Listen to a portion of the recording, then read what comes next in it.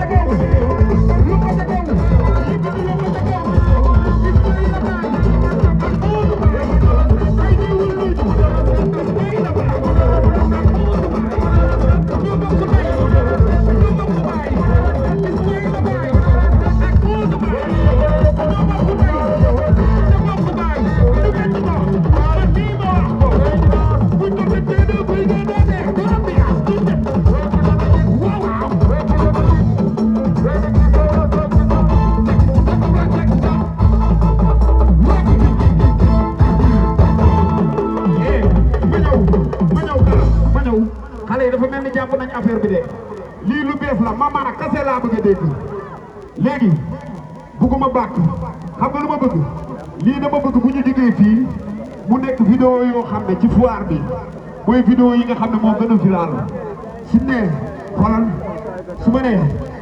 nga tëgg ko man nii ma wax ko boo ko fekkee dafay gën a neex ñu ambiance ñun ñëpp ci jàppati ci jàppati ay waay ci dobra tan ci samba ci dobra tan ci da rago ci